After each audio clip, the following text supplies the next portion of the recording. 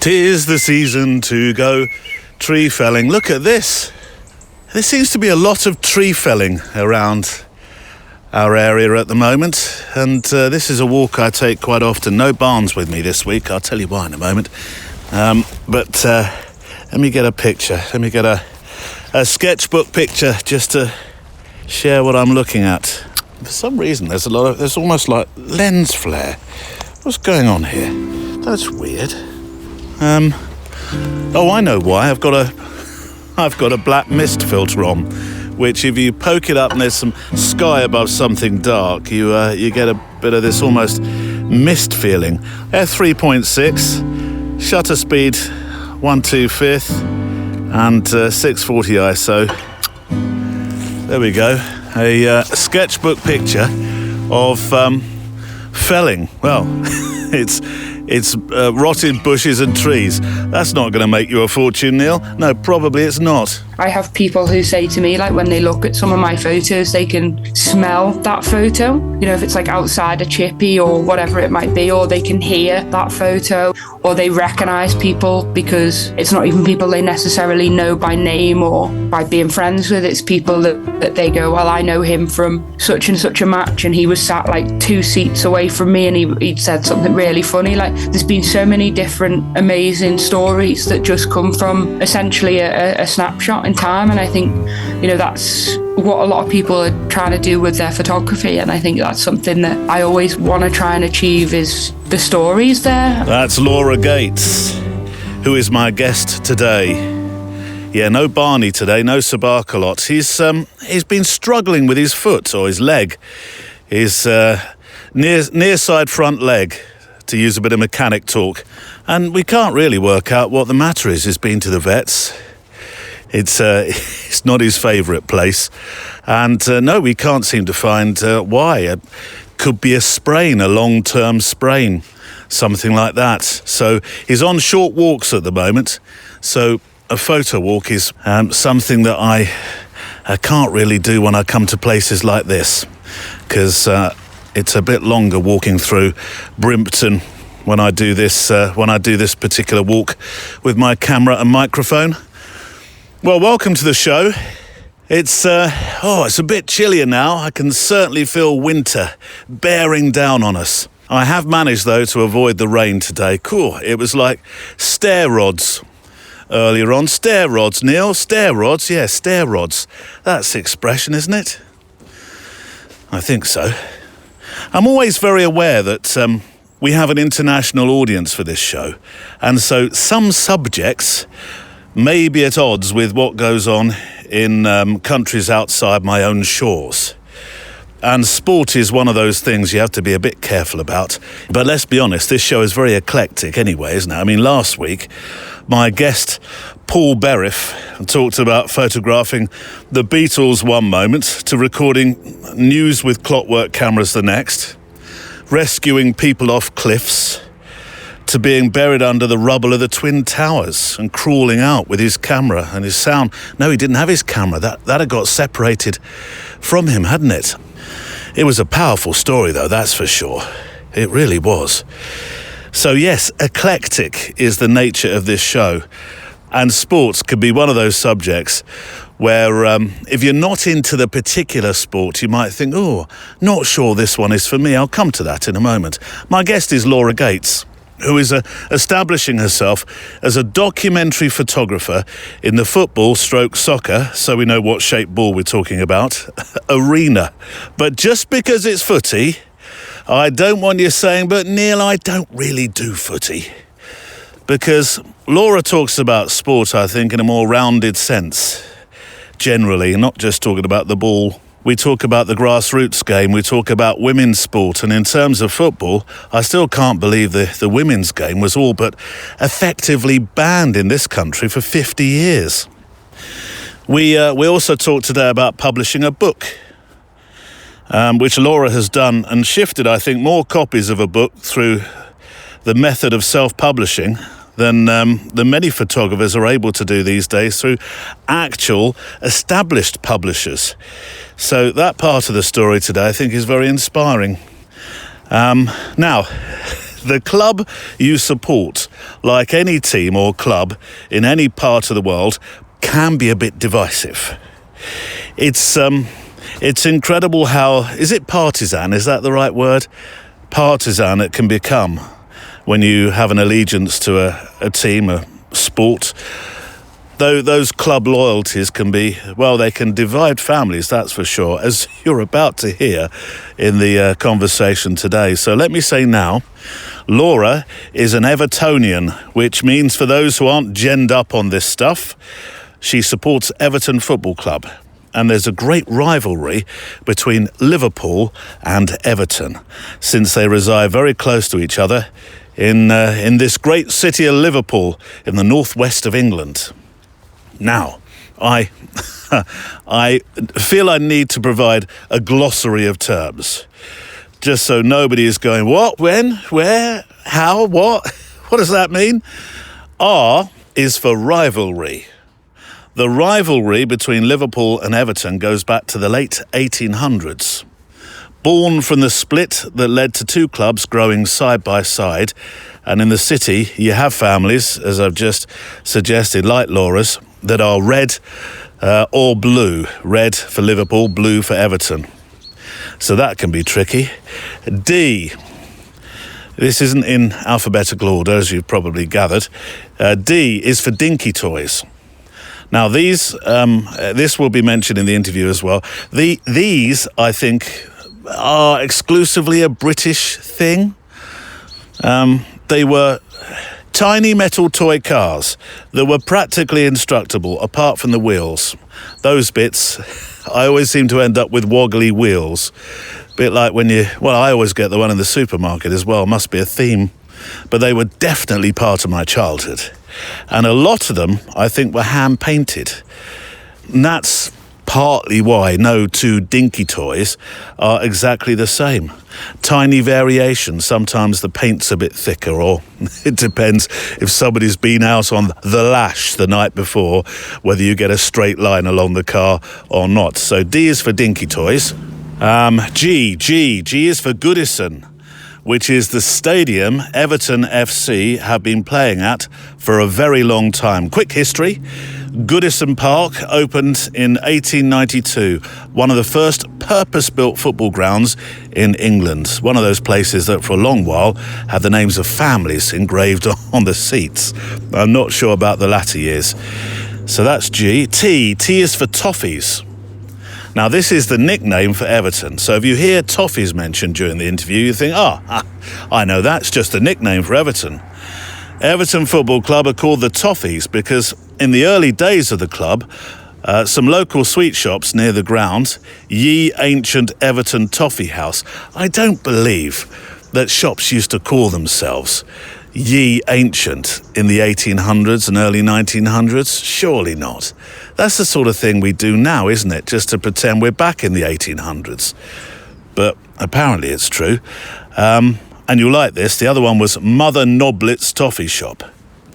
Anyway, they sold popular toffees that became tied to the match day. I guess you just called in, asked for your what would it be? Not half a pound, half an ounce, an ounce, I don't know. 2 goats and a hoof of these toffees, and that's why the club became known as the Toffees. So, there we go. You are all prepped up for today's chat, which goes beautifully around the houses at times. And I'm not sure that we really fall out, but we nearly fall out over the best sporting anthem in the world. So, L is for Laura, G is for Gates, and Laura Gates is my guest. Today on the photo walk. And this person had said to me, this photo means a lot to me because I'd lost my dad, and it reminds me of me and my dad going to match when I was younger, and we used to go and collect our tickets. I've made now some fantastic friends just because I like to carry a camera with me. For me, I like finding the sort of beauty in the everyday and the unnoticed and the unposed and things like that. It just got to a point where people were like, oh, I'd buy that. So I was like, okay, well, I'll look into how I can produce that. And the best way I could do that, given limited space, was like print on demand. I think I'm over 1,000 copies sold now, which is incredible given that it's all fully self-published. A woman in sport can be, there's still that mindset from a lot of people who believe that it's a man's game and it should be for men and things like that. And, there's still work, I think, to be done. That's Laura Gates, my guest on the Photo Walk show today. Alongside Laura, I'll be sharing some of your letters, stories and thoughts that you've sent in about life and adventures with a camera as we walk together. And today, in the middle of the show, Valérie Jardin returns for our monthly chat. But in an end-of-the-year twist, it's actually a reflection about AI, not the normal Teach Me Street feature. I'll peek into the mailbag in a moment just to see what's coming up, but before that I want to say thank you to our extra milers, our Patreon members. Every week there's an extra show available through Patreon, which today features second parts of my conversations with Laura and Valérie, and of course the reflections during the week, Monday to Friday, the full set. Thank you also to my sponsor, arthelper.ai, who help you to sell your photos online by making the posts and the mock-ups and the marketing emails for you. So if you have ever thought, and I know I say this often, I'd like to sell my work, but I don't know where to start, arthelper.ai does the tricky bits for you. You can get 30 days free with code PHOTOWALK when you go to arthelper.ai, and on the show page there is a video that explains how to use the service. Right, from the mailbag, Jean Westburg has found just how important and therapeutic walking with a camera and four-legged friend can be. Alex Boone shares his most important picture from 2025, and despite being pro, it's with a trusty smartphone. And Fred Ash challenges me with a why question. And, as I say, alongside Laura, Valérie Jardin is here with a special Friday reflection. So, shall we walk? Checklist out. Coffee? Check. A warm coat for where I'm walking anyway? Check. I'm replacing Garibaldi's today with a bag of toffees, so we can be in tune with the subject. Check. Walking boots, got those? Check. Have you got spare film or an extra SD card? Yep, check. Well, let's walk.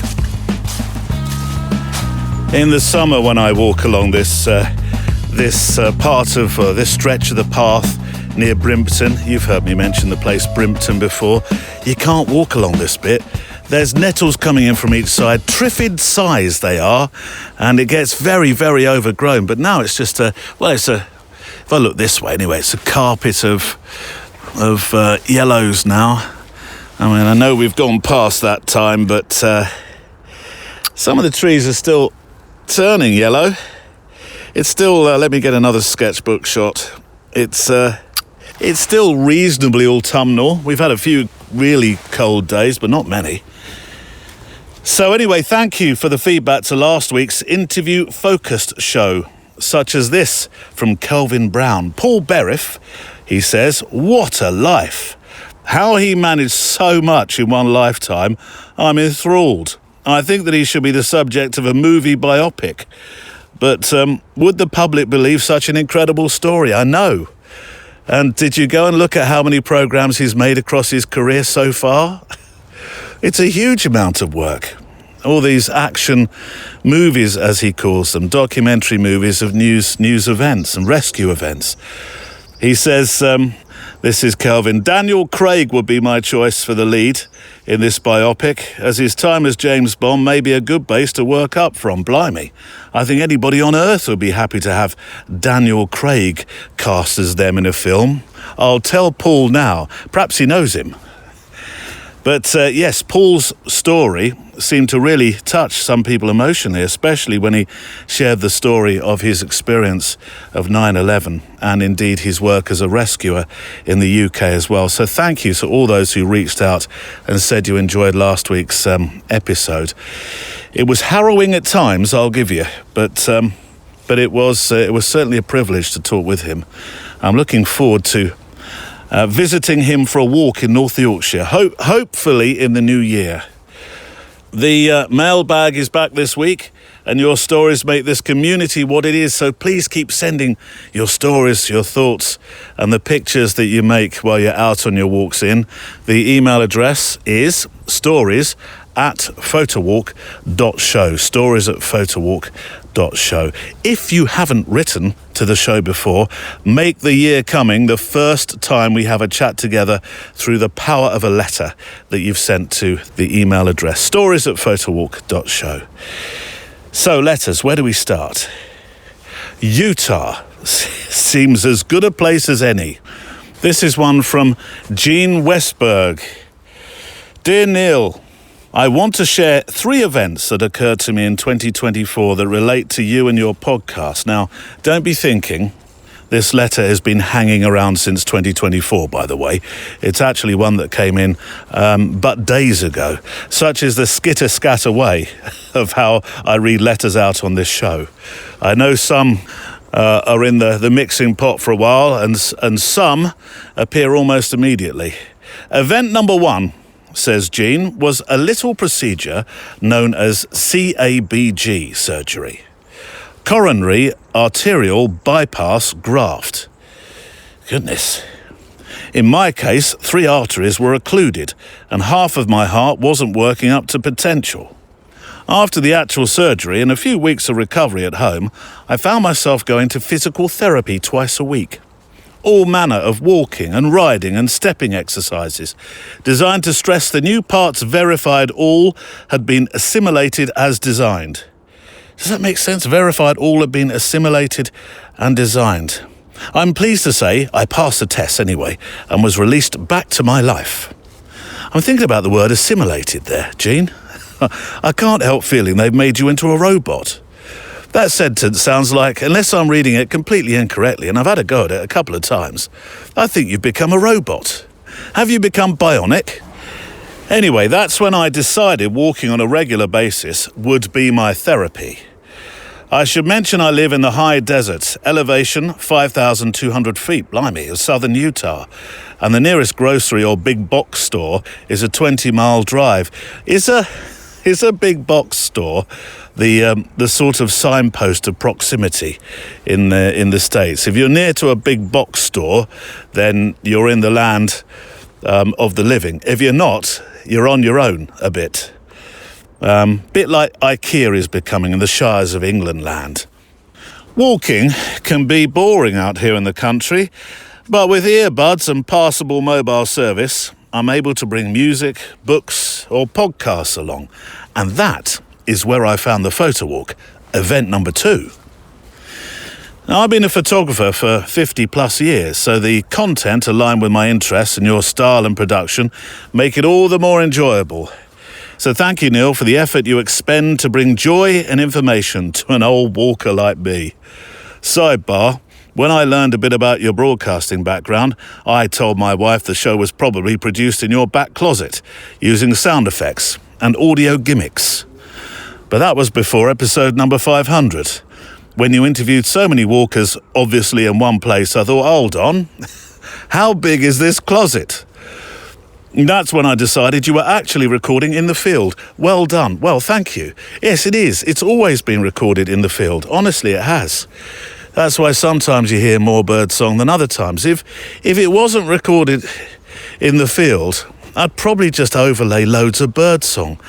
I do that right at the start of the show, but that's some birdsong I recorded a long time ago. But it's like that first 5-10 seconds is that establishing sound. But otherwise, it's as it is. And there's not many birds around today. They've all tucked themselves up somewhere. They're a bit warmer. I don't know. Where are you, birds? See? Nothing.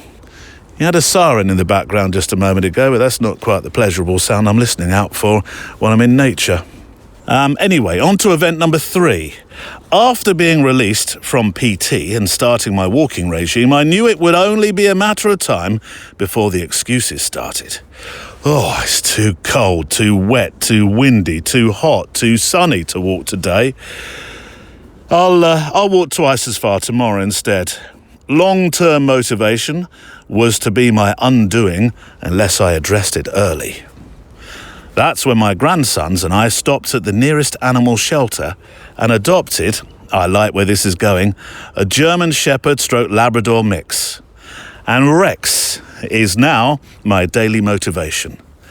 He walks me 1.5 miles to 2 miles every 12 hours or so, regardless of cold, wet, windy, hot, sunny conditions or life's obligations. Today marks our 1-year anniversary, and I'm pleased to say we haven't missed a day, even when on vacation. So thank you, Neil. I'm sure I could have made this milestone listening to books or classic rock or some other podcast, but I've taken great pleasure listening to your entertaining, informative and down-to-earth content. Please could you write that to my kids? I must say I'd love to visit Scotland, so maybe you could organise a street photography / distillery tour. Perhaps with Valérie Jardin. That would be an event not to miss. That's several workshops / events in one, isn't it? Street photography through a distillery. How would that work? Sounds good. Keep up the good work. Regards, Gene Westburg and Rex. There will be a picture on the show page today, so you can see Gene and Rex, a shadow play picture from a series called Shadow Me. I'd like to see more of that, actually. I'm never quite sure what to say when I get a lovely letter like this, where it's meant more than simply you and I walking. It's been part of a greater story of something that's happened in your life that's been quite a major event, not to make an understatement. But it's moments like this that make the whole show even more worth the effort of making. And being out there in the real wilds, Gene, I'll underline that bit. Now, I could go and hide behind my sofa of flattery at this point, but I'm going to wear this letter, as it were, and I'm so pleased you sent it in. So thank you, Gene, and thank you, Rex. And long may we all walk together, though I suspect your walks most of the year are probably a mite warmer. But look out for the, is it the jumping choirs? Yeah, look out for the jumping choirs that Bob of the Desert tells me about. He's practically a neighbour. I know the state's reasonably large, so probably not. And look out for the rattles as well. Right, Gene, steady yourself now. We're going to talk football. Well, Laura and I are going to talk football, and you are invited to join us. Laura Gates is a freelance award-nominated sports and event photographer based in the northwest of England, most notably in Liverpool, although raised on the Wirral, which is close by. Quote, open quote, Laura has always been drawn to the buzz of live events and the raw emotion that comes with sport, those split-second moments that tell a bigger story, the human and real-life elements. That's what Laura loves to capture and document. And I tell you what, she's blooming good at it. Here's part 1 of my conversation with Laura Gates.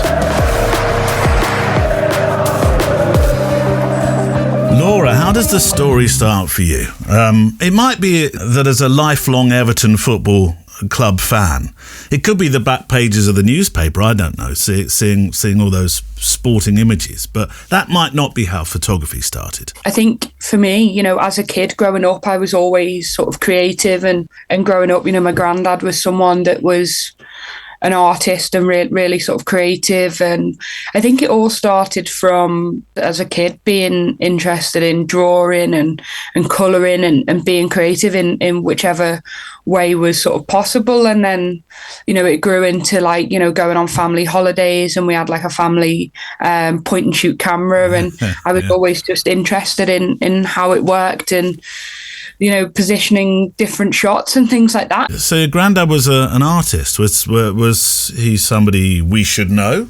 I wouldn't say someone you would know, but do you remember Dinky toys? Of course, yeah. Grew up with those. Yeah, so people who grew up with those will sort of know how they were painted and things like that. So my granddad used to paint those, and I don't know all too much about it, to be fair. But over in Liverpool now, we've got the Museum of Liverpool, and you can see all the dinky sort of toys. It kind of became almost a full circle moment earlier this year when some of my photography work was on display in the Museum of Liverpool, and how cool would it be if one of those toys was painted by my granddad that's in the museum, and also my work being on display there. But I wouldn't say he was like a well-known, but he was part of a brand, I suppose, that's well-known. So I think that's really cool. I tell you what, he's a star in my eyes, because I remember Dinky Toys very, very well. I've got to ask, why Everton? Why a blue shirt, not a red shirt? Is it a geographical thing, or because so often in the family, I'm an Arsenal fan. Now, I don't live anywhere near the Emirates now, but I grew up in, I suppose I can claim, because of North London heritage, being somewhere equidistant between White Hart Lane and Highbury Stadium, and we chose the Reds because it was Dad's favourite, really. And so often football stories start like that. So my family, much like a lot of families on Merseyside, is very split. So my dad is actually a red and my mum's a blue. And my mum always blames my granddad, who we've just spoken about then, as to why we lead a miserable existence. But, I wouldn't have it any other way, and it's not always been easy, as I think a lot of people notice that, Everton haven't exactly been fighting at the top of the table. It's more towards the bottom end. It's really been through my mum. So me and my mum have been season ticket holders for a long time, and we used to sit together, and then I went away to uni, and when I come back I was on a waiting list again for my season ticket. So I ended up sitting separate to my mum, but we could still see each other from where we were sat and give her a wave and stuff. And that's still true now. On Derby Day, we will get to the photography, but on Derby Day, I'm interested because my granddad, my uncle, my cousins, all Spurs fans, but me, my dad, Dad's no longer with us, unfortunately, but we were Arsenal fans, or are Arsenal fans. And what's it like? What's the atmosphere like on those Derby days? It's not fun. It's not fun. I think, one of the bragging rights we kind of have is that me and my mum go the match, and my dad has a season ticket to Sky Sports, that kind of thing. Although, having said that, my mum really struggles. Like, she struggles to go to the Derby game. She just gets so wound up by them. So she's been giving her ticket to my dad in recent years. Which in the past couple of years hasn't been too bad, because last season at Goodison we ended up drawing 2-2 with that late equaliser from James Tarkowski. So, and the atmosphere was just unbelievable. And then I think, was it the season before or the season before that, when we won 2-0 at Goodison. So there's been, we've had a couple of wins in there. There have been some pretty embarrassing defeats, but it's one of them where everyone has to tread a little bit carefully around Derby Day. And at the moment, like, Liverpool's form isn't great, which is great for me. And it's like just trying to tread carefully with the banter with my dad, because you don't want to upset him too much. Well, I have a feeling we're going to be talking about the beautiful game, as it's called in this country, at any rate, as we go through the interview. But in terms of photography, what is it that floats your boat when it comes to photographing sport? Is it the game itself? Is it the social aspect, the fans perhaps photographing them? Yeah, I mean, to be honest, I think for me, I love the fan aspect and I suppose I should say the social and sort of documentary style. We've got so many fantastic photographers who are shooting for things like Getty and for the club and whatever else it might be, that get those perfect, crisp action shots, which are just amazing. That's a skill in itself. But I've always, as a club, and I'm sure Arsenal are the same, like, the fans are so very much at the heart of what we are as a club, and I suppose as a fan base and as a community. And I think Goodison as a stadium was perfect for that. It's so ingrained into the local area, and there's a stadium, 40,000 seater stadium, that is right in the middle of houses and businesses and the local community. So for me, it's always kind of been that community aspect. And I think as the closer we got to the move of the stadium, it was just like, don't want this to kind of end. I want to kind of capture everything about Goodison. That's from the fans, the chippies, the fan supporting food banks who do an incredible work in the community again. And like, it's just documenting that every day, and I want to be able to look back in 40 years time and be transcended back to Goodison again. I have people who say to me, when they look at some of my photos, they can smell that photo, if it's outside a chippy or whatever it might be, or they can hear that photo, or they recognize people because it's not even people they necessarily know by name or by being friends with. It's people that they go, well, I know him from such and such a match, and he was sat 2 seats away from me, and he'd said something really funny. There's been so many different amazing stories that just come from essentially a snapshot in time, and I think that's what a lot of people are trying to do with their photography, and I think that's something that I always want to try and achieve is the stories there. And it's just been incredible, especially over the last 18 months, the amount of people that have been able to find comfort or something that resonates with them in the work that I've done. And there was sort of one photo I'd taken actually of just by the away end at Goodison, and it's where you can go to collect tickets, and it's tickets, says ticket collection. It's a little brick building next to the stadium, and I just didn't think that would be of much interest to anyone, but I'd taken it was out there, and it was part of Goodison, and this person had said to me, this photo means a lot to me because I'd lost my dad, and it reminds me of me and my dad going to match when I was younger, and we used to go and collect our tickets and things. So I think it's interesting just to see how I might not necessarily think something is particularly interesting, but actually to a lot of people it can mean a lot more than just a picture or just a snapshot. Well, I think grassroots football is and we're talking about the English football game here, but I think this is applicable to wherever you live in the world. We have an international audience of people who will have recognised their sporting stadia move, and we're going to talk a lot more about Goodison moving on to, what's the stadium called now? It's just slipped my mind. Hill Dickinson Stadium. I'm so sorry. I should know. All right. But I'm so used to just referring to the old stadium, really. And, I do the same. Yeah. I still do the same. And for a few years, I used to call it, I'm going to Highbury when I was going to the Emirates. So I think those habits die hard, don't they? But let's talk about grassroots, because wherever you are in the world, there's a grassroots approach to a sport. There's that important bit where everything sort of grows from it. And you photograph grassroots. It's an important thing to you as well, isn't it? I love our local team that we have, because when you talk about how the chippy smells and how the hot dogs smell and the old characters that go week after week after week in the rain, that's what makes grassroots football so interesting. Oh, yeah. Grassroots football and grassroots sport would be nothing without the people. So many of the teams that I've been involved in, whether that's played for, worked for or volunteered for or whatever it might be, the team behind a lot of it, from the managers to the kit people to even the chairman or whatever, a lot of them are volunteers, or they don't get sort of a monetary payout for it. So, these people are like the unsung heroes and are really important people in the community, I'd say. Again, it comes back to that community aspect, even at a grassroots level. And I'm now a volunteer photographer at FC St Helens Women, and the club there is incredible. And I think a lot of people don't realise that the women's manager is actually an ex-professional women's footballer. Right. She's played for Northern Ireland and I think Man City. And then alongside her is a lady called Judith, who used to play for, they were called Liso Pacific, and they then eventually became Everton Women further down the line. And I recently found out she's actually played in 5 FA Cup finals and won a few as well.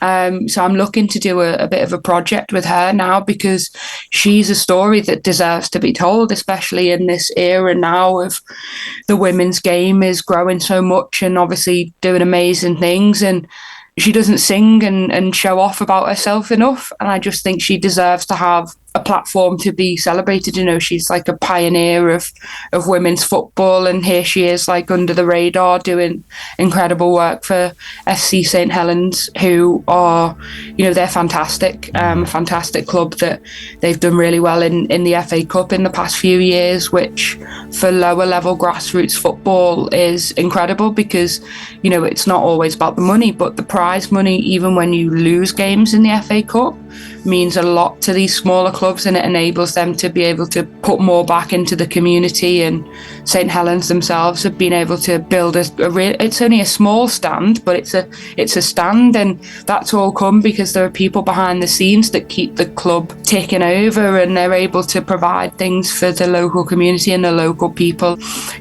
They've now acquired further facilities, so they're able to bring in, more teams at a youth level, and again, comes back to that local community. If there's more places for people to play and to develop, and for more young boys and girls to get involved in the sport, and I just think it's an incredible place to be, and an incredible, as I say, it's all about those sort of people that you talk about there that aren't doing it for money or anything else. They're doing it because they love the game and they love their community, and it just brings all these people together, and it's special. We're back with Laura in a moment, and I'd like to expand a little on the success of the women's game in the UK, because it has a history that's, at odds with this idea some may have, that it's enjoying a sudden surge in popularity.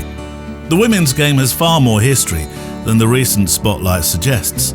During the First World War, women's factory teams were pulling crowds that would make today's club marketing departments certainly sit up and get very excited. But, and I'll just say it as I see it, the old guard of a rather stuffy football association saw the success, bizarrely, more as a threat. And instead of recognising a movement, the Football Association panicked. In 1921, on December the 5th, as it goes, they banned women from playing on their pitches, a decision made in response to the game's growing popularity, which had surpassed some men's games and raised concerns about money and potential competition. The ban was finally scrapped in 1971. 50 years of hurt. Cue that familiar tune for the Terraces, although this time for a very different reason. Once the brakes came off, the women's game didn't just creep forward, it gathered speed country by country. In the States, it found a huge following through schools and colleges, producing generations of players who became household names. Across Scandinavia, it settled in quickly, backed by communities that treated it as part of everyday sporting life. In places like Japan and Australia, it grew as well, creating teams that would later surprise the so-called established nations. What you see now is a patchwork of different football cultures that all ended up in the same place. Women playing in packed stadiums, followed across continents, proving how badly the game had been held back all those early years. And now, in this story about Laura and her love of the game, there's a pleasing twist. Everton's men have shifted to their new ground, the Hill Dickinson Stadium on the waterfront, leaving the old historical home behind. That place, steeped in history and noise and all the stories Goodison holds, is now in the hands of the women's team. A century after they were told the sport wasn't for them, they've stepped into one of the most storied stages in English football. Not a hand-me-down, no, but a new lease of life on such hallowed turf. It's incredible. I mean, as someone who is a woman that's so involved in sport and football, and I actually wrote both of my dissertations at uni on the sort of representation in women's sport and things like that. Just to see it on a real level as well. Like, so if I go to football training and there's the young girls training before us, and you see now they're training with, like, I don't know, Leah Williamson's name on their back, Ella Toone, Lauren Hemp. Like, there's all these different, like, heroes that they have now to look up to that aren't just men. Like, they can see that being played out in front of them, and they can actually believe that that's possible for them now. And I think, as when I was younger, about 8, 9, 10, whatever age it was, I didn't really there were women playing football, obviously, but there wasn't the sort of coverage, I suppose, that we have now. It's accessible for young girls and even young boys and families and everyone to kind of see, and it's incredible to be part of it. Well, it's an incredible story, and the success of the women's game just keeps marching on. In terms of your photography, I am not sure I could go to a football match, because I love the game as well, and be able to watch the crowd instead of the game itself. That's what you do with your camera. Do you know what? It's taken me years to actually have, I would say, the confidence to do it. And even still now, I think there's times and moments when I go, maybe I shouldn't take a picture. And I will, it's about, I suppose, reading people and how humans interact. And it's interesting because I don't often get people like rejecting wanting to be taken a photo of, and a lot of the time I say to people, what I try to do is be like a silent observer. I don't like it if people are aware of the camera, because then you get the posed stuff, and that, for me, I like finding the sort of beauty in the everyday and the unnoticed and the unposed and things like that. So yeah, I think it's been a learning curve. For ages I'd put off taking pictures at the game, and it's grown my confidence massively. And it's also pushed me out of my comfort zone to, I've made now some fantastic friends just because I like to carry a camera with me. And, I've connected with Everton fans who are from Australia, Japan, all across America. I've got hundreds of friends now from the North American Toffees, because when they come over, they do events, and they've actually hired me to come with them on, they'll do a weekend of history around Liverpool and that intertwines with the football. And I literally will WhatsApp and text these people because they've just become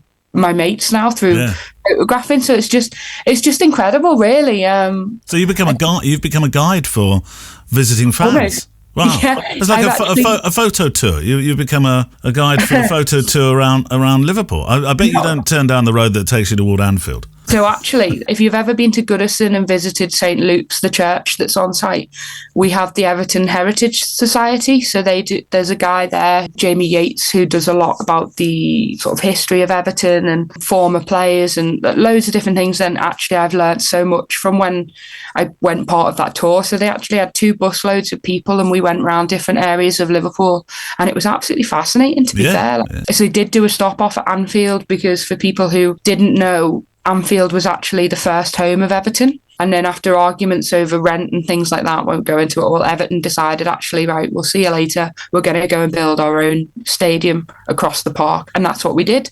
And that's where Goodison. So all 3 stadiums in Liverpool now were built by Everton Football Club. It really winds Liverpool fans up. I'm sure. Well, I'm going to be. Say this. There you go. I'm going to be armed with this one now. For my friend, we built this city, is what Everton fans now say. Is we built this city. That's hence the song. It's really it's funny. Although I have to say, and I'll give this to Liverpool Football Club, they probably have the best anthem of any. You'll Never Walk Alone, surely. I mean, even you, Laura's got to give them that. No, there's a team up in Scotland with a better one. That's Hibs. What's Hibs one? Sunshine on Leith by the Proclaimers. Yeah, I know the song, but it's not as anthemic as You'll Never Walk Alone. If you go and look there's a couple of YouTube videos and things of the fans singing it, and there's videos of people who've been up on Arthur's Seat, and you can hear it from the football stadium. So it is genuinely incredible, and that's said as someone whose Scottish football team is Celtic, who obviously share the anthem with a certain Liverpool Football Club.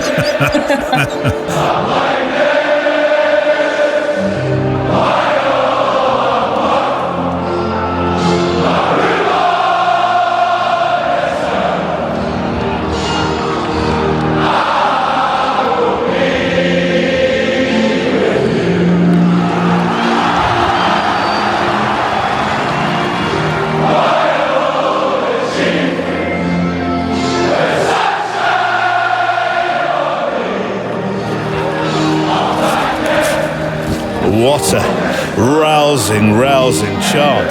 Oh, Laura Gates is going to be back soon. I can only imagine what it must feel like to be any sporting hero when either your name or a club anthem is being sung to lift your spirits by tens of thousands of people.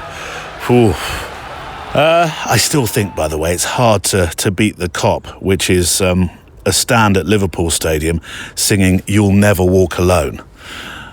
Note to self, find the YouTube clip of that when the entire stadium sung it to, who did they sing it to? Jurgen Klopp, didn't they? Yes, of course. When he left as the manager a couple of seasons ago.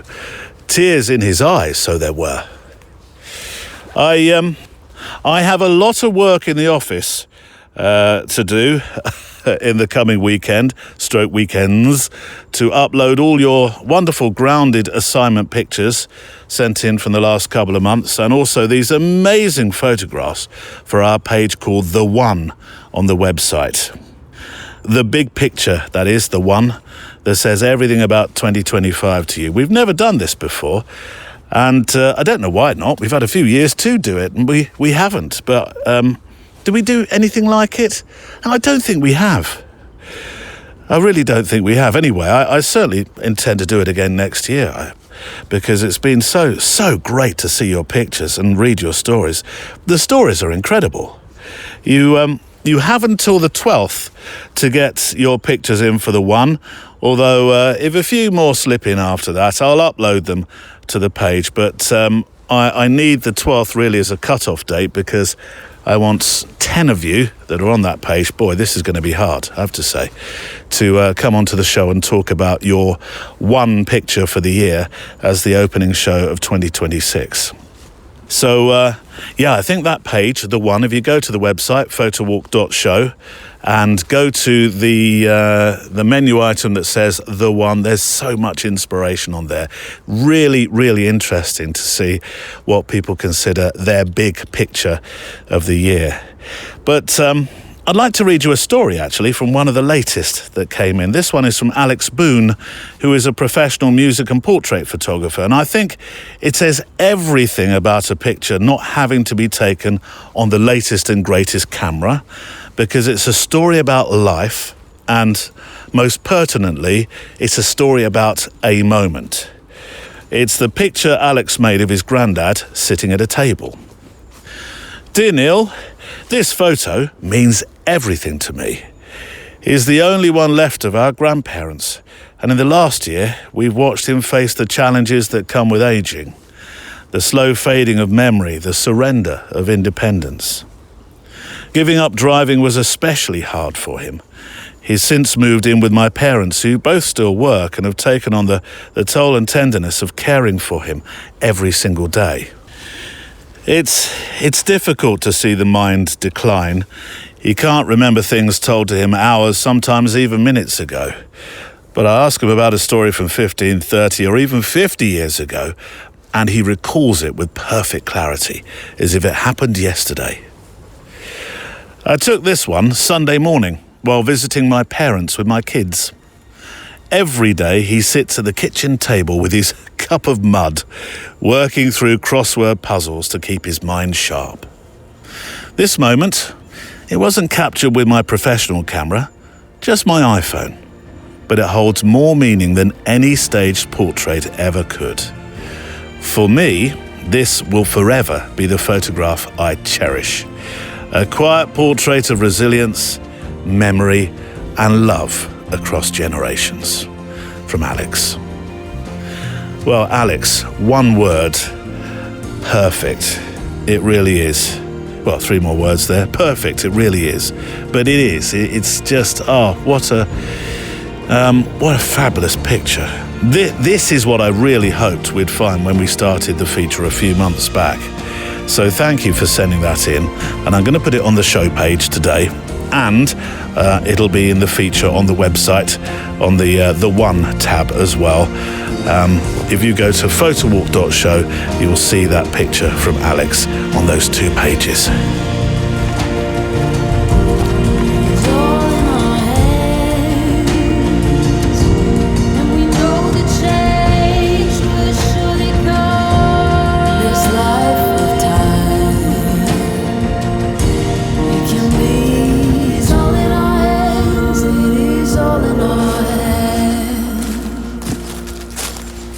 It's the Photo Walk show of a Friday. Me with my camera and your letters and your thoughts. You hopefully with your camera. I know not always. You might be in your car. You might be in a kitchen. You might be, I don't know, wherever you are. It's great to have you with us taking a walk. Ah, look at that. Now, this might be a moment. Let me grab my camera. I'm using the X100V. And the sun has just burned through. It's very grey clouds.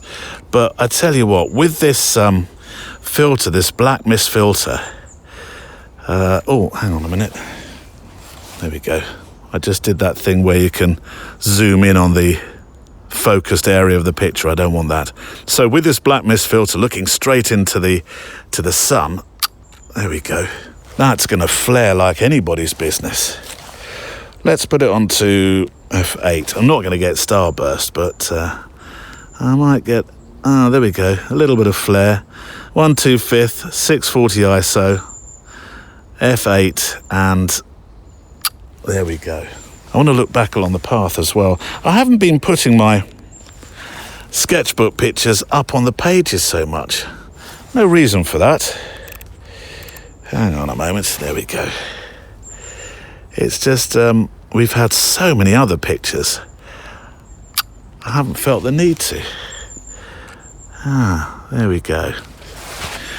Right, if just a reminder then, if you want to send in your picture for the one, you have until the 12th, and the email address is stories@photowalk.show.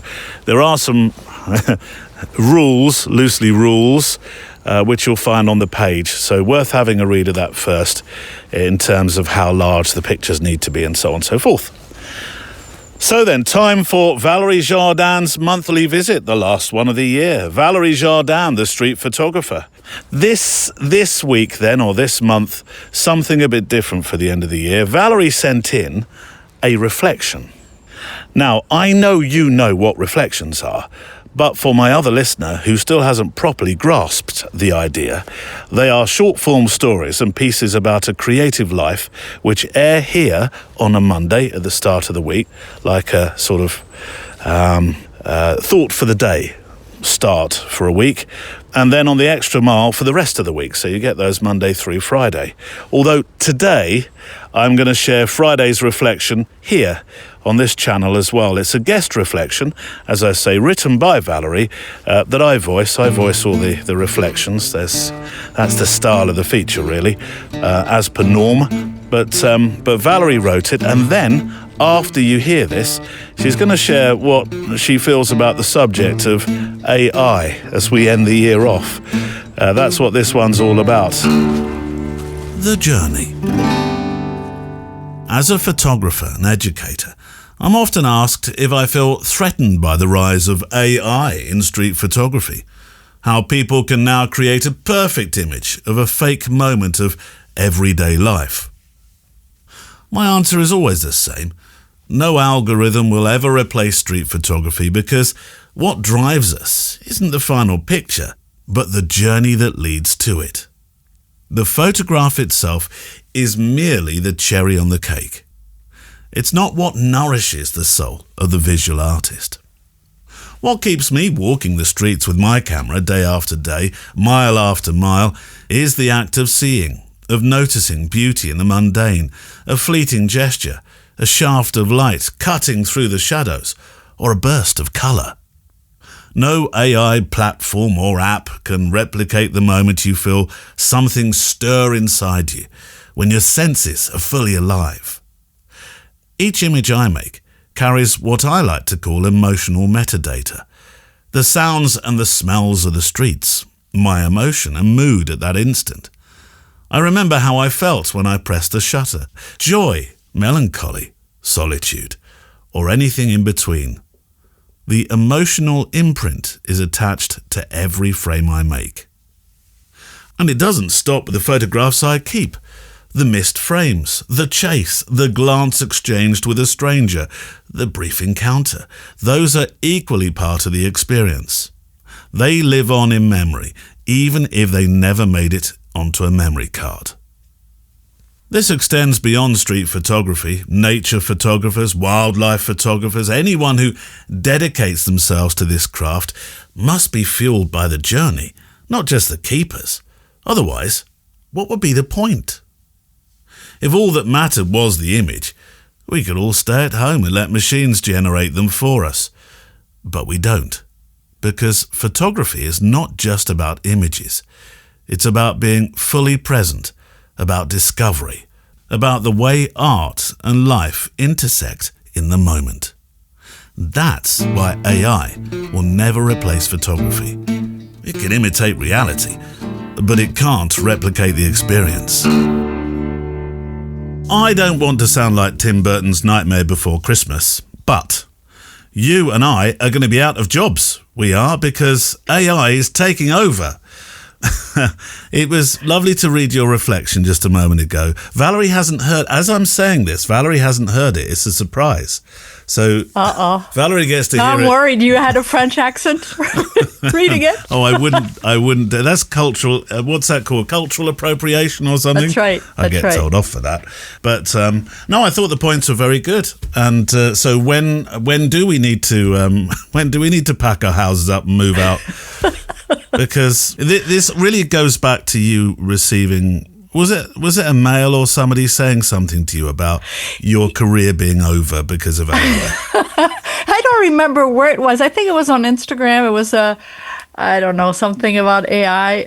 Maybe it was an email, actually. It was an email. And just like, oh, are you worried about your job? Because now people don't need you to learn how to capture the decisive moment. They can just do it by sitting in front of their computer. And I just laughed. I'm like, well, people can already do that by taking shortcuts and using a model. So what's the difference? Then they don't learn anything. They don't have the satisfaction and the merit of seeing and capturing that moment. And all they're doing is really robbing themselves from the satisfaction of the hunt. Yeah, you come at it from an angle of being a street photographer.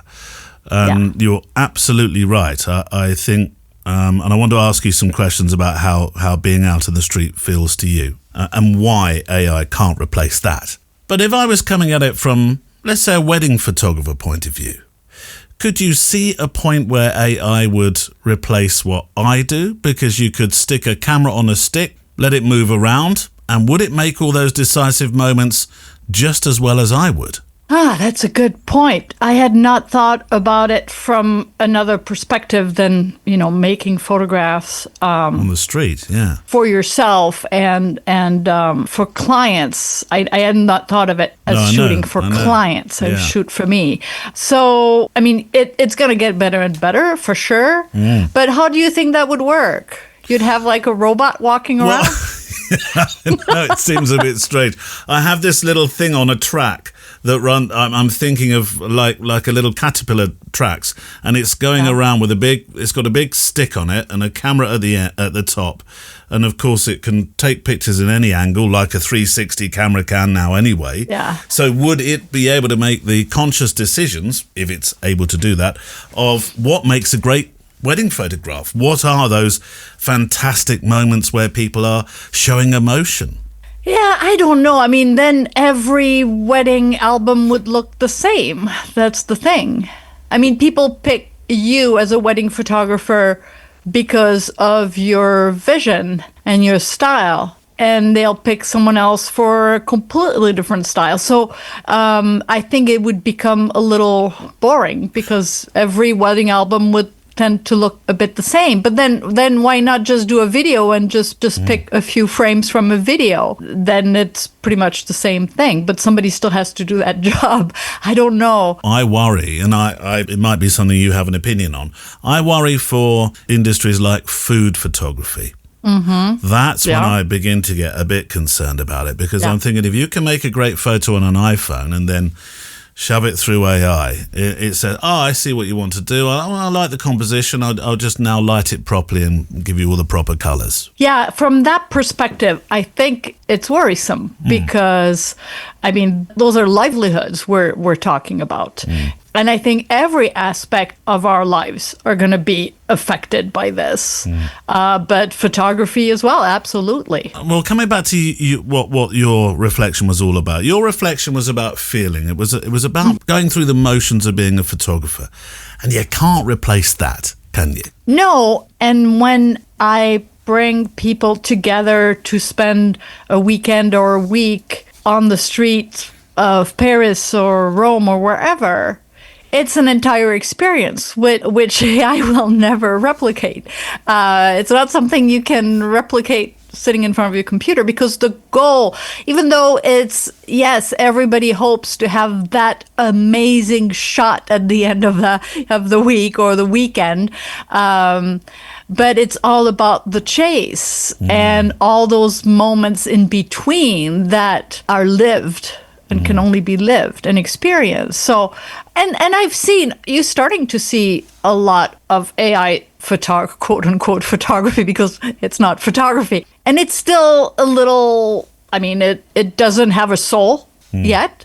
I can usually see it pretty quickly, even on street photography, because it looks too perfect. But then again, people who are taking shortcuts by using a model to do street photography are also taking shortcuts and are missing on the experience. So it's not that far from it, except that they're actually on the street and having a good time and they end up with a pretty picture. It's still a shortcut, not as extreme, obviously, as AI, which is the ultimate shortcut. But I just don't get it. I just don't see the point, other than maybe creating a photograph for a billboard where you don't have to ask for model release or anything. Then you don't have to worry about that kind of thing. But that is not what street photographers do, or that's not what we're all about. We're out there for the experience. Well, you're immersed in it. We're immersed in it. It's the smells, it's the sounds, it's the whole package. Yeah. And I don't know very many street photographers who would still do this if that wasn't part of the package. It's about the journey. If we have a keeper at the end of the day, that's great, but it's about the journey. The keeper at the end of the day is the cherry on the cake. Well, Valérie is back on the Extra Mile this week with more on this subject of AI and the journey. Plus, I think we have a scoop as Valérie reveals her 2026 project. That's on the Extra Mile.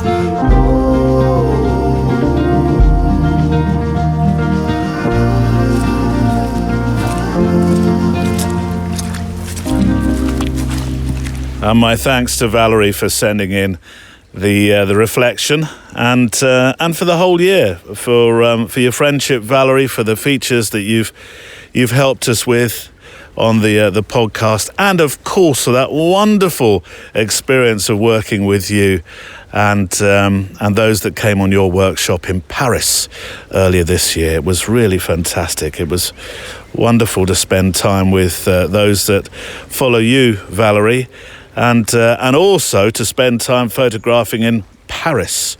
I had a great time. Right, hold on. We've got a brook. It's not a big brook. You can hear it. Here we go. Some sound design for you, Gene. This is a brook running through my closet.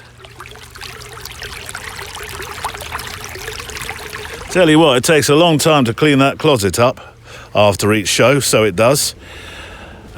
You know how I said there's a rather random way that I go about selecting letters to read on the show? Well, this one's been nicely maturing in the folder since July. It's from Fred Ash in Finland, or Finlandland, as we say. I'm intrigued, Fred, because Fred Ash is not a very Finnish name.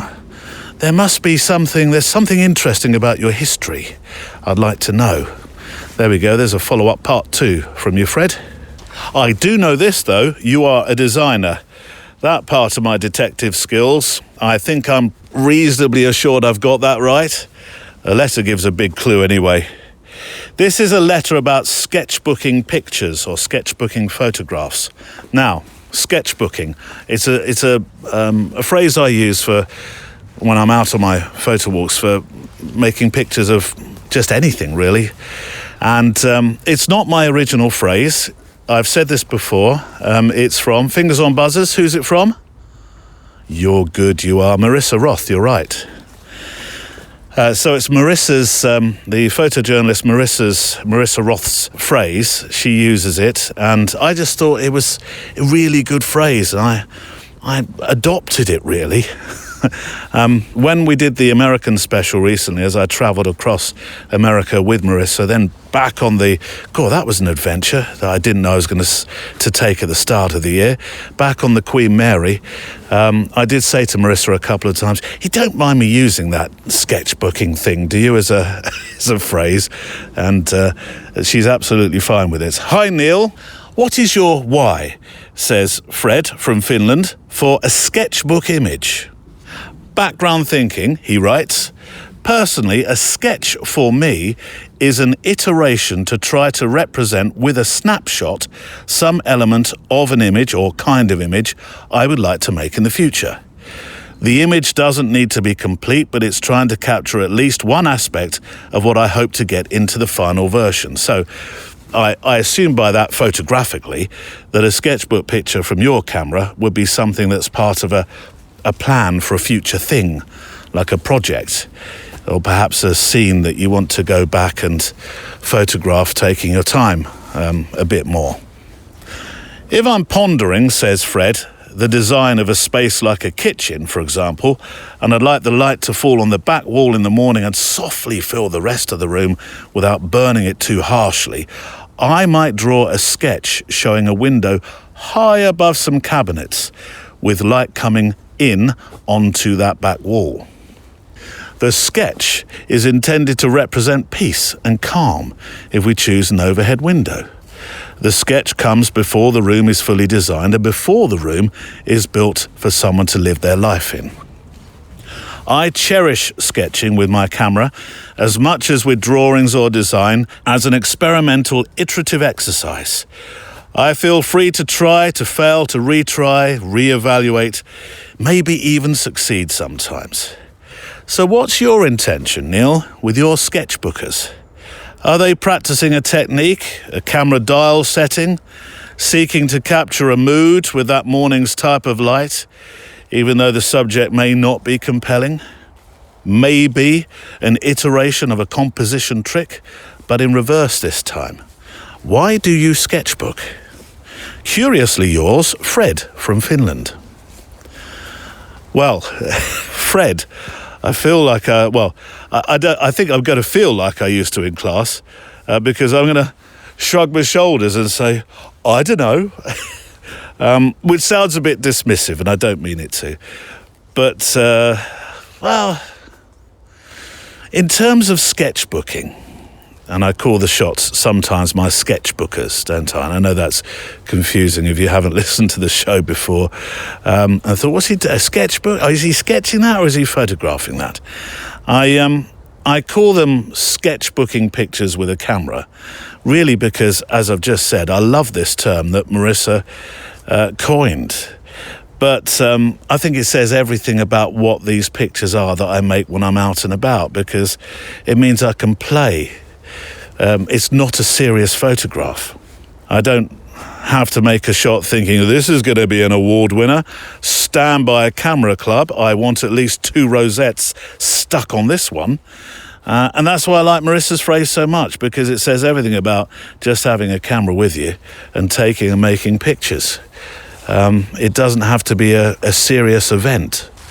Because I think when you sketchbook, you're also looking around more. Well, I find that I am anyway. Everything is fodder, you know.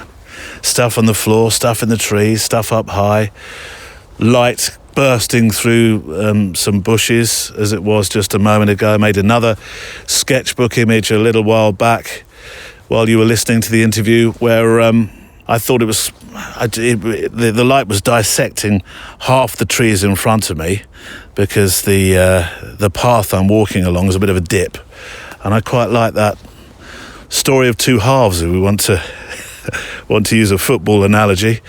So yeah, it's that freedom just to play with a picture. But I also call them my sketchbooking images when I'm abroad as well. When I go to places like India. Yeah, sure, some are portraits. They're definitely portraits, more considered.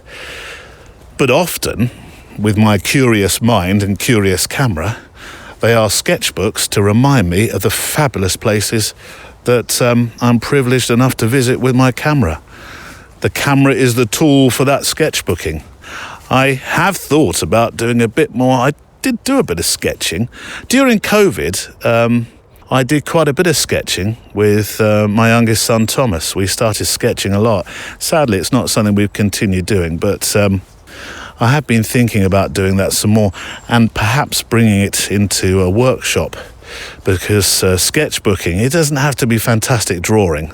I'm not about to be to see my pictures hung in galleries, but sketching and then sketchbooking as a photographic thing as well, I think play very well together.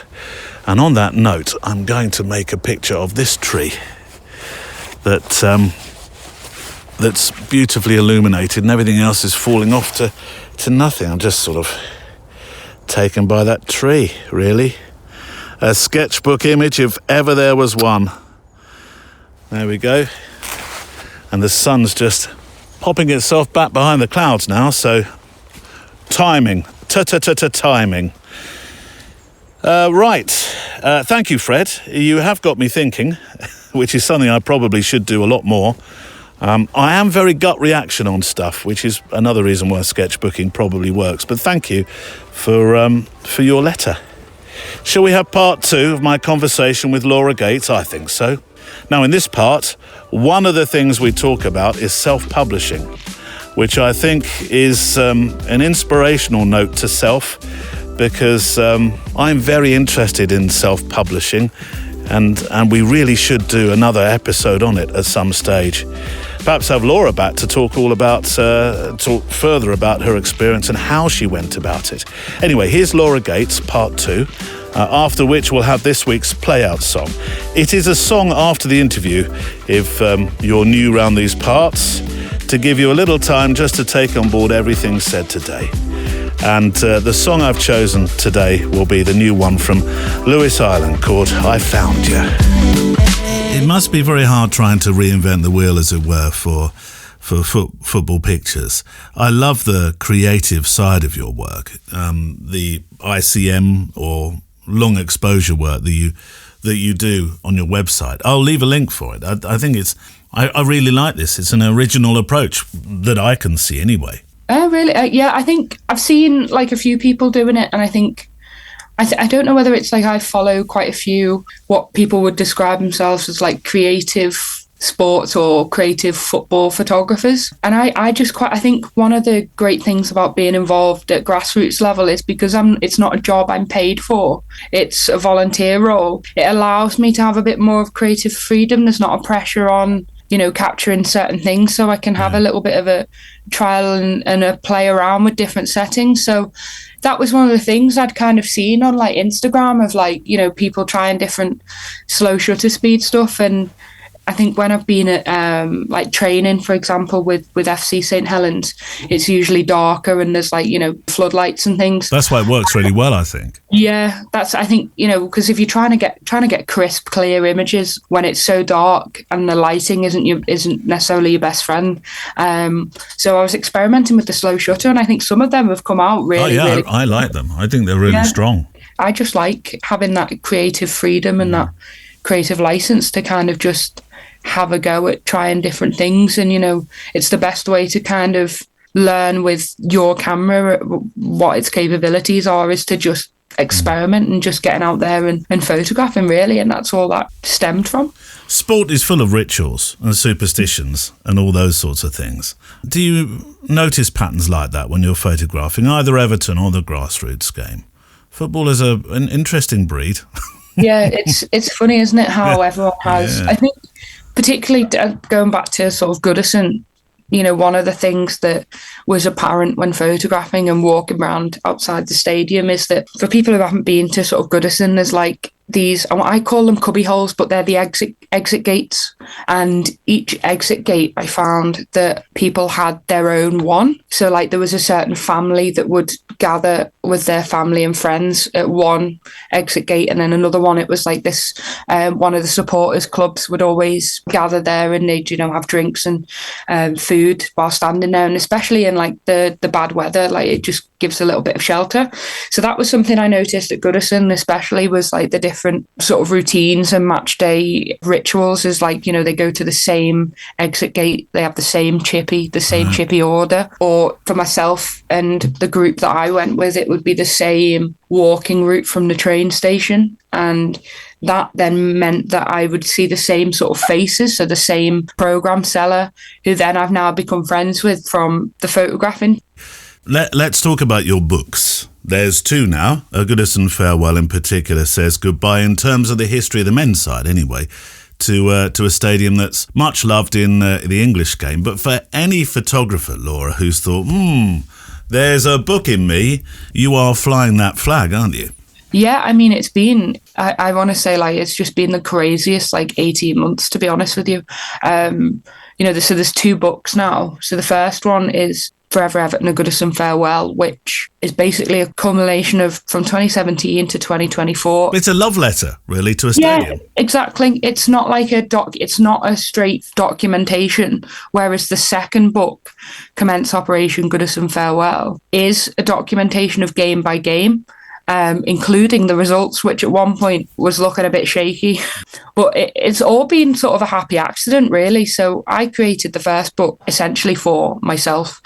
And, I spent months putting it together. And I mean, it was a long, long time of putting everything together and umming and ahhing over things, and everything shot on different formats. So there's actually a lot of film photography in there. There's some phone photography in there and some digital photography. So it's a real mix of lots of different things and lots of different types of film as well. And it just got to a point where people were like, oh, I'd buy that. So I was like, okay, well, I'll look into how I can produce that. And the best way I could do that, given limited space, was like print on demand. And I wanted to keep it as cheap as physically possible so that people, affordability and things like that. So it's gone from like, I just announced it. I think I announced it on my birthday to be like, done this. This is, I love it. I cried when I received my copy of it, because I was like, it was beautiful. And then I released it, and then a year on, it was like 1,000. I think I'm over 1,000 copies sold now, which is incredible, given that it's all fully self-published and everything is done completely on my own. And from the back of that book, people were then like, you're going to do one for the final season of Goodison. I thought, well, that's a good idea. I could document it game by game. It gives me a little bit of a focus. So like when things were going so bad on the pitch, it gave me a bit of a kind of focus, or like it wasn't always just about the football on the pitch, because it's hard to get sucked into that. Oh God, here we go again, another relegation battle. This is going to be really difficult and really, really tough to go through. So it was touch and go as whether the book was actually going to happen. And lo and behold, it did happen. And obviously David Moyes came back as Everton manager, and that became again another full circle moment where, for me as a kid growing up, he was the manager. He was Everton Football Club. He was all I'd ever really known until he then left. And we've had like a conveyor belt of different managers. So when he came back, and my mum still sit in my old season ticket seat that I had as a kid. And my brother was sitting in it for the Villa game, which was Moyes' first game back. And I said to my brother, would you mind switching seats with me? I want to be able to photograph David Moyes on the touchline for like a full circle moment for me. So my brother was like, yeah, that's fine. We lost the game, but I got these incredible photos of David Moyes on the touchline again as Everton manager. Yeah. And then a few months later, I was invited by TNT Sport to this piece they were doing with David Moyes and the fan group that we have at Everton. And I got to, it was off camera, like it wasn't anything part of the piece. I just said, would it be okay if I gave him a frame with this photo in? So I actually got to have that moment of presenting that off camera with no one else involved, just me and David Moyes, of this frame photograph that I took of his first game back. And, you know, when you think, like, it's not going to mean anything to them, because it meant everything to me, but he was so grateful. He was amazing about it. It took me aback, and I just left that day, like, having a cry to myself, thinking, like, this is just being, like, years of work, and this one moment has just been amazing. It's very difficult to explain to people who aren't. Now, this doesn't matter where you are in the world, because there will always be fans of football clubs, of the other shaped ball version as well, rugby, cricket, whatever sport, for whom it is their life. You are clearly somebody who is absolutely invested in the Toffees. Yeah, unfortunately. Well, yeah, but that's the thing, isn't it? Not everybody, you know, I, as an Arsenal fan so far, long may this be the case, I'll touch wood while I say it, I've never known a relegation battle. It's not been something that's featured in my life. So I don't know what that feels like. It's incredible, but also heartbreaking at the same time. Like, I'm going to admit something, but like we went to Crystal Palace away a couple of years ago, and we won that game, and it was 3-2. We won that game, and it was like, right, we're okay. We get to the Monday, and I'm in work. I'm working in an office at this point, and it gets announced that Everton are being deducted 10 points by the Premier League. And I literally, one of the lads in work came over to me, and he's a Liverpool fan, and he was like, you'll be all right, like, you'll be fine, because he knew how much, like, he's a match going Liverpool fan, and he was very much like, knew how much it meant to me and to other fans of football. Like, it was just unprecedented. It was unheard of. Like, it's never happened before. And I just burst out crying, because I was like, how are the club supposed to fight against those odds when you're being deducted 10 points? Like, it doesn't feel real that actually happened, and that was what we kind of lived through, because for people it is their lives, and it is, you know, there's so many people that I know that work for the club or who are so involved in the club that it does mean everything. It means people's jobs, it means people's life, like, it's family, it's absolutely everything. It's so ingrained into people, and it is just absolutely everything. You know, for me, it's the reason I met my partner, Connor. Like, I've known him for 15 years because of Everton Football Club, and, you know, we're in a relationship because of Everton Football Club. It's reason I have the friends that I do. Like, it is so much more than what happens on the pitch. And I think as awful as the relegations battle were, you know, there were moments of absolute magic on the football pitch, but also away from the pitch, with the fans rallying together, and, you know, the amount of, you know, coach welcomes and things like that, where players have spoken about how much that has helped them and dragged them over the line. And, you know, that's why the fans are very much at the heart of the football club. And, you know, back in 2001, was it, when we first appointed David Moyes and he coined it the People's Club? It very much is. You know, I think without the fans, the club would be nothing. So the fans, and I think a lot of the players who come and play for Everton will agree that the fans are very much, they're on top of you, but it's not because they hate you, it's because they want what's best for Everton Football Club. It's not, you know, if you're not doing your best, they want to drag you over the line. And it's, you know, that's something that I witnessed from being an Everton fan, but also from being behind the camera. And in the first book, I haven't included too much to do with the protests and the relegation battles and things like that, because I very much want it to be focusing on the positive. I don't want it to be too much of the sort of negatives that we went through, because I think when you look back, like, it's hard to believe that a club of that size and that stature were in that position, but it is because of the fans that we are able to talk about it now, that we're, you know, touch wood, out of that now. But it's difficult when you reflect back, and it's hard to explain what it feels like, and it's scary if you're on the brink of it, and we came close a couple of times. A comeback of enormous importance for Everton.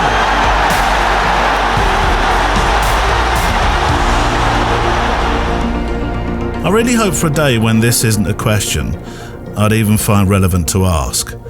But as the game grows, and the stadia grow for women's football, and we have more women now in the men's side of the game commentating, hosting the sports shows, are there more women photographing the game? I think so. I'm coming across more and more women in the day to day with my photography, and I've connected with some brilliant photographers, female and male, on Instagram especially, and I think there's more of them in the women's game than there are in the men's. And then one of the interesting things I think about Everton as a club is we've got a whole host of Everton fan photographers, and there's probably about 20 I can think of in my head right now, and only 2 of them are women. So it is interesting, but I've got a master's in sports journalism, and I never went down the route of pursuing sports journalism because I have seen what female journalists receive on social media and things like that, and I just didn't want to ever put myself in that position. Does that go for the journalism and photography? I think so, because I've been on the receiving end of it, and it's really not nice. I think, but it's football Twitter as a whole, isn't it? It can be, it's Twitter mostly that we're talking about here. It's because it's quite a toxic sort of platform where people think they can be anonymous and get away with sort of comments. And I want to say I've been lucky, but I haven't been lucky because I've worked really hard for it. But I've been lucky in the sense of I've been invited on to talk on TNT Sport, and that was the first bit of live TV I'd ever done other than doing uni projects years ago. And off the back of that, I received a lot of love for my work and for me as someone who kind of is speaking about my football club. But I also received a lot of abuse of and it was stuff that wasn't even relating to my work or Everton. It was relating to the way I look as a person. And, this person or people who are like, you're fat or you're this. And it's like, but why is that the first thing that comes to your mind when I'm stood on live TV talking about basically what we're talking about here, which is my photography work, Everton fan culture, the leaving of Goodison Park. None of that is relevant to the way I look as a person. And that would never be, the way I would think about someone who's stood on telly talking, because it's really not an easy thing to do, actually, to go and speak on sort of live TV, and it's not always easy, I think, to speak so openly about your work and your art and things like that. And especially for me, I'm someone that does unfortunately suffer with anxiety and depression, and a lot of the times I can get into my own head about if I have shot work for a client, sending that work over to a client can sometimes be a bit daunting, because I'm like, what if they hate it? And I've never had anyone hate the work that I've done for them, but you have those moments of self-doubt, and it's been years of pushing through that. So it can be difficult. I think being a woman in sport can be, there's still that mindset from a lot of people who believe that it's a man's game and it should be for men and things like that. And there's still work, I think, to be done. But there's definitely, I see now more and more sort of women getting involved in the sport and in sports as a whole. And I think it's great. I love to be able to support other women and other people in the industry. So my wife is the loudest in our house when we're watching football. As even my eldest son has to battle with her. There's no doubt about that. What's happening next with your photography? We've set ourselves up for a part 2, really, Laura, because we've talked a lot about Everton Football Club as much as your photography, which has been an absolute joy. I tell you what, you've done a pretty blindingly good job for anybody looking for a second team to make that team Everton, because you choose you speak with such great passion about them. But obviously, an Evertonian all your life, that's why. Yeah. But what's next with your photography?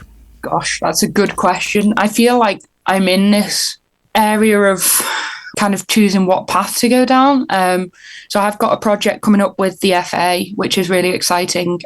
And I guess I'm just kind of seeking answers into where life sort of takes me with it. So earlier this year, I was made redundant from my marketing job.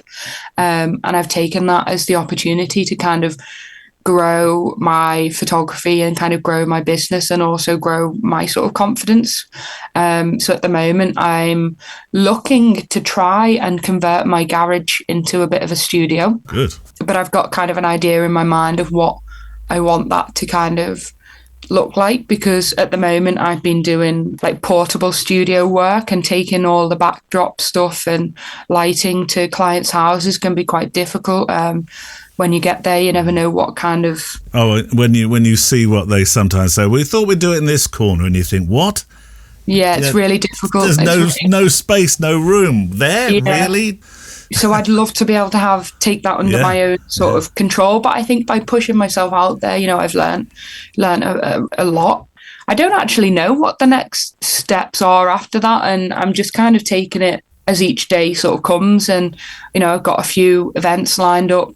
I know people always say, like, you should kind of pick a niche and go one way or things like that. But I think it's been really good for me to throw my hat in the ring at all kinds of different things, because it's helped me learn and grow, and you've got to kind of think on your feet and adapt to different situations. And I think that's something that's been really, really valuable for me this year. I have an interesting take on the niche thing. I'll probably be wrong in this. I usually am. But in terms of business, I think that niche thing was something that people talked a lot about up to that thing called COVID.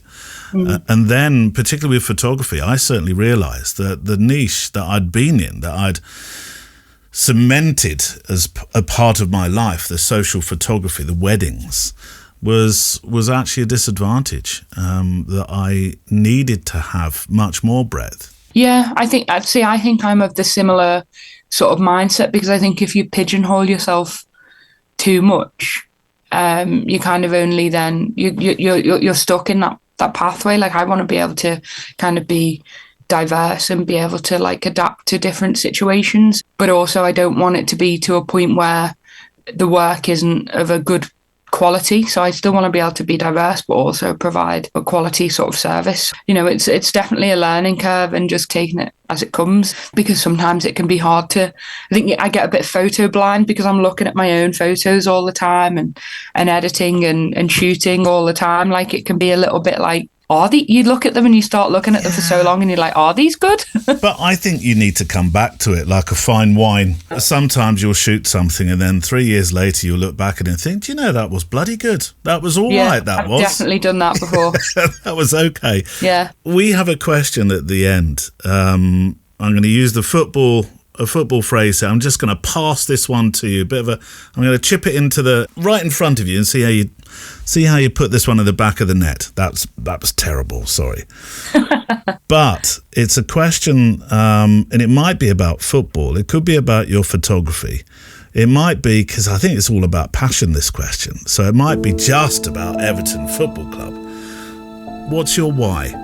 See, I knew this question was coming, and I was thinking about this because I was like, what is my why? But I think there probably is a few different answers to it, but I think you've kind of hit the nail on the head with like passion and just the sheer love of it, because I do absolutely love it. And I think there's no better feeling for me than when someone buys my book and then they message me after, or whatever it might be, and they go, I meet people in the pub on a match day who I have no idea who they are, but they know who I am, and they've come up to me and they just go, I just want to shake your hand and say thank you for the work that you do, because it means so much. And I just think that's something that's so incredible, and that's something that money can't buy. And I think the fact that I can have a connection with all these people that I've never met before, but they resonate with my work, and they, it can invoke an emotional response for people. That's just, it blows my mind. Like, every time I speak about this with someone, I'm like, it doesn't make any sense to me, but it's genuinely so lovely, and it genuinely means everything to me that someone, there's a girl that I've inspired. There's a 15-year-old girl who, I'm sure she won't mind me saying, Emily, who actually went and bought a little point and shoot camera because of me. And actually 2 weeks ago now, she had her first press pass at an Everton women's game. And amazing.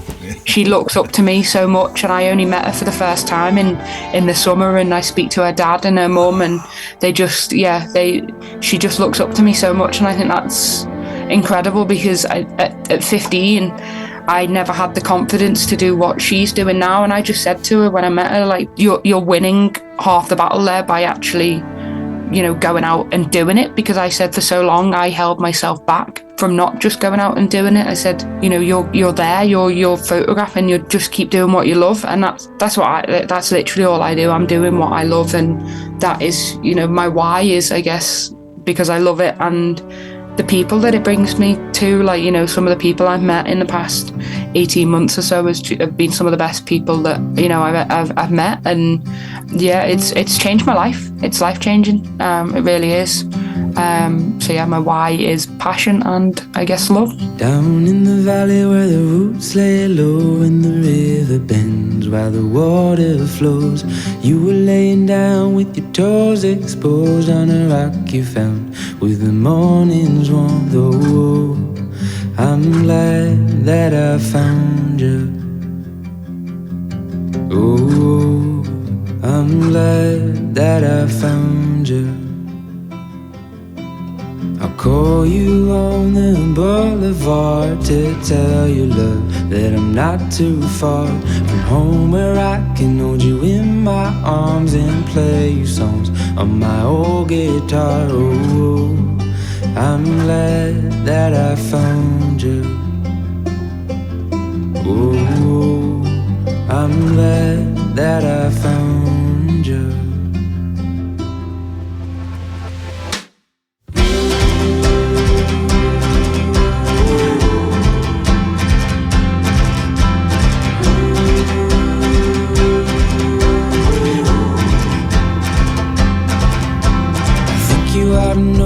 You're my best friend, I need you more than kites need wind. We can go together to the very end. Getting lost with you is time well spent. Ooh, I'm glad that I found you. Ooh, I'm glad that I found you. Ooh, I'm glad that I found you.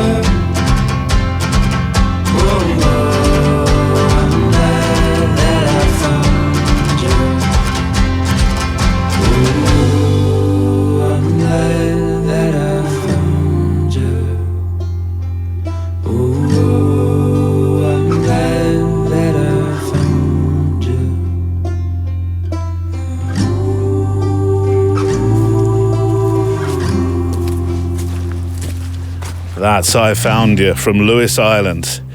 And my thanks before that to Laura Gates today, and indeed to Valerie for being my guest earlier on in the show as well. The other thing about this walk is that in the summertime, this is insect capital of the world. That's what it feels like. I often come back from this one bitten by a horsefly at least once. And I come back with lots of friends, usually on my clothes, that I've brushed past. Oh, Neil, that sounds dangerously like tick country. No, it's not actually. Doesn't. Oh, well, I don't want to tempt fate, but I've never had a tick along this path. That's for sure. So anyway, that's it for today. If you can't wait until next Friday and want to walk a little further together, then that's what the Extra Mile edition is all about. We are up to episode 167. You go the extra mile for me, so I go the extra mile for you with some more content. Now, the Extra Mile is our Patreon channel where you can help support the show. And this week, Laura is back for 3 More Stops, the feature that we call 3 More Stops, and Valerie returns also for a part 2 of our conversation from earlier as well. On this week's Extra Mile, I actually have missed a couple of games this season because I've been putting my photography first.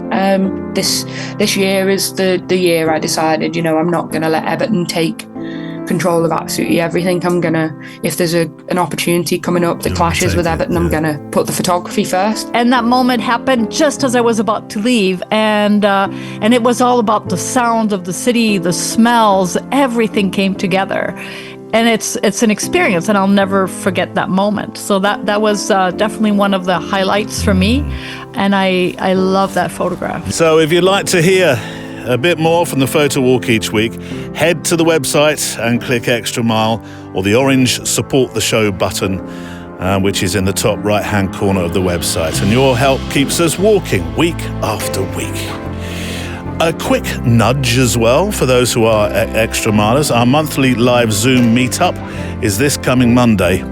I know often it's been Tuesday. It has to be Monday because I'm doing a writing workshop on Tuesdays at the moment on Zoom. Not leading, I'm on one, which is fascinating. It's a travel writing workshop, which extra milers you will have heard as Thursday's edition for the last couple of weeks. A look back at what we've been doing. So yeah, Zoom on Monday.